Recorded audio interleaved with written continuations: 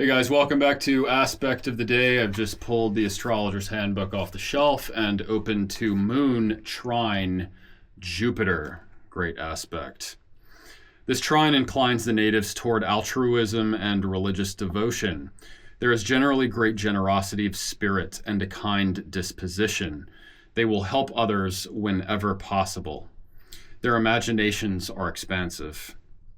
Natives are devoted to home, parents, and family with a desire to maintain domestic peace and happiness.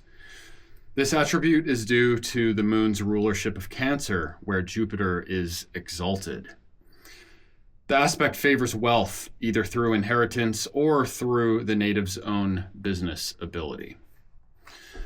So first thing about exaltation, rulership. So the moon is ruled by Cancer.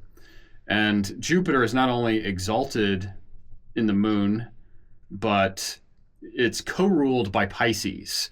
So there is a watery nature to the flow between these planets. I use the word flow intentionally, but it's not a neurotic, watery essence, right? It's a calm, still, but light waves. Think about light waves. Steady, consistent over time. You know what to expect. You know how to navigate the water in the space between these two planets.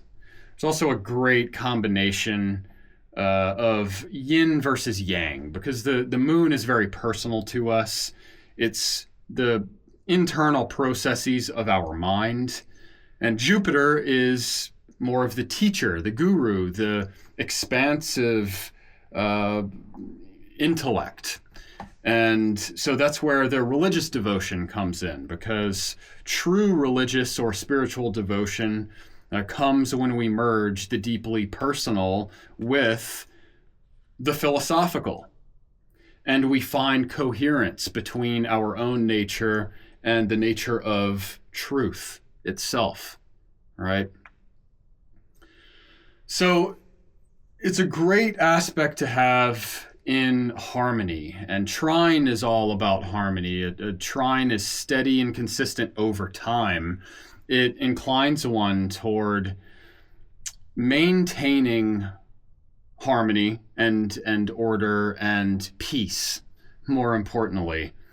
And so when you have that kind of inclination, tying these two planets together, the most personal with one of the least personal, but most extroverted. Also, it depends on what signs these planets are in. That's going to give them a particular style of expression. The houses that they're falling into and affecting are going to tell us about the theme. So what it is, more particularly, that the natives are devoted to, right? What are the themes? What are the means to those ends, basically? So it's going to look different for each person who has it, but the native undoubtedly will have a consistent devotion to maintaining peace in their environment, for their family, and building something that is lasting in more of a spiritual way, a way that maybe doesn't so much deal directly with the tangibles, but of which the tangibles are a part. All right? When you have a planet that deals more with the tangible parts of life, like let's say it's Venus trine Saturn, that would deal a lot more directly with material reality. But with the moon, the most internal, intangible parts of ourselves, mental processes, and Jupiter, higher learning, we're really talking about maintaining order from that big picture perspective, and allowing all of the mechanisms and tangibles in life to fall into place as they should. So it's a great aspect to have in your natal chart.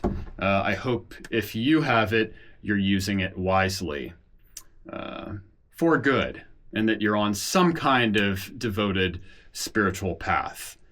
Because without that, I could actually see that internal, external sharpness of perception being used in some pretty destructive ways. Maybe that's just the Saturn in me talking. Anyway, hope you enjoyed this episode of Aspect of the Day. You guys have a good one. Cheers.